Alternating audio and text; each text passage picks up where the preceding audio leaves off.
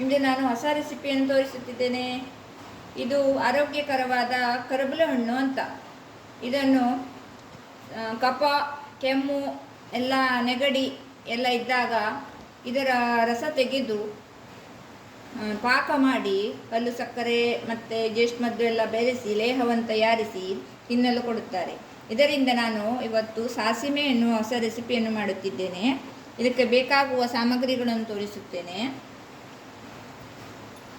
ಇದು ಕರಬಲಕಾಯಿ, ಇದನ್ನು ನಾನು ಸಣ್ಣದಾಗಿ ಹೆಚ್ಚಿಕೊಂಡಿದ್ದೇನೆ.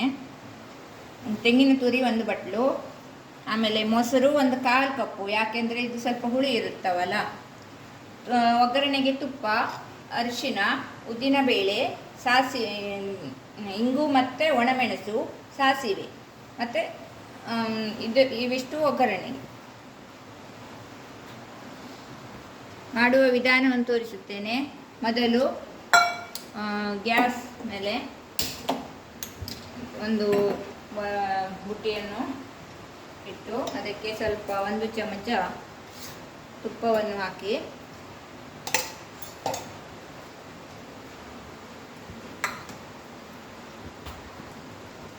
ಈಗ ಅದಕ್ಕೆ ಕರಬಲ ಹಣ್ಣು, ಸಣ್ಣದಾಗಿ ಹೆಚ್ಚಿದ ಕರಬಲ ಹಣ್ಣು ಹಾಕಿ ಚೆನ್ನಾಗಿ ಬಾಡಿಸಿಕೊಳ್ಳಬೇಕು. ಯಾಕೆಂದರೆ ಇದರ ಒಂದು ಪರಿಮಳವು ಚೆನ್ನಾಗಿರುತ್ತದೆ, ಟೇಸ್ಟ್ ಚೆನ್ನಾಗಿ ಬರುತ್ತದೆ. ಅದನ್ನು ಇದನ್ನು ಸ್ವಲ್ಪ ಬಾಡಿಸಿಕೊಳ್ಳಬೇಕು.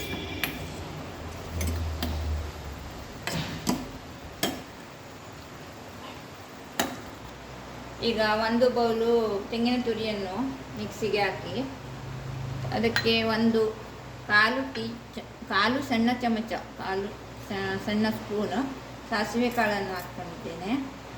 ಮತ್ತು 1 ಚೂರು ಇಂಗು, ಅರಿಶಿನ 1/4 ಚಮಚ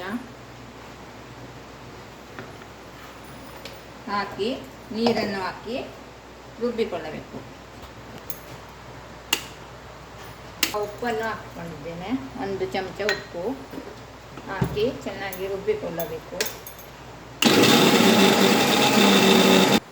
ನೋಡಿ, ಇದು ಕಾಯಿ ತುರಿ ಇಷ್ಟು ಸಣ್ಣ ಆದ ನಂತರ ಇದು ಕರಬಲ ಹಣ್ಣು ತಣದಿದೆ, ಇದು ಬಿಸಿ ಮಾಡಿದ್ದು ಬಾಡಿಸಿಕೊಂಡಿದ್ದು ತಣ್ಣಗಾದ ನಂತರ ಅದಕ್ಕೆ ಕೊನೆಯಲ್ಲಿ ಸ್ವಲ್ಪ ತುಂಬ ನುಣುಪಾದ ನಂತರ ಇದನ್ನು ಹಾಕಿ 1 ಸಲ ತಿರುಗಿಸಿದರೆ ಸಾಕು. 1 ಸಲ ಇಷ್ಟು ತಿರುಗಿಸಿ ಮಾಡಿ ಇದನ್ನು ಬೌಲಿಗೆ ಹಾಕಿದ್ದೇನೆ. ನೋಡಿ, ಈ ಥರ ಆಗುತ್ತೆ.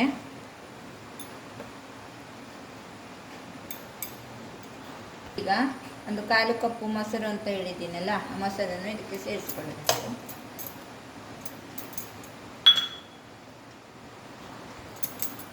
ನಂತರ ಸ್ವಲ್ಪ ಬೆಲ್ಲ ಬೇಕು,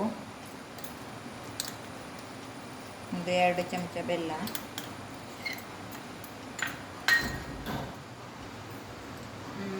ಈಗ ಮಾಡಬೇಕು ಒಗ್ಗರಣೆಗೆ ಸಾಸಿವೆ ಕಾಳು,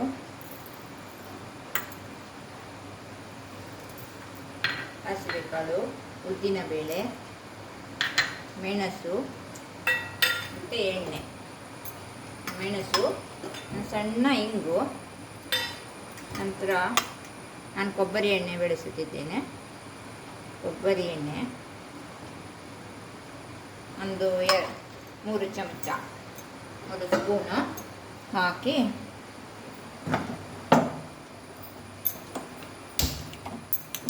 ಒಗ್ಗರಣೆ ಮಾಡಿ. ಸಾಸಿವೆ ಕಾಳು ಎಲ್ಲ ಸಿಡಿಯುತ್ತಿದೆ. ಈಗ ಸಾಸಿವೆಗೆ ಹಾಕಿ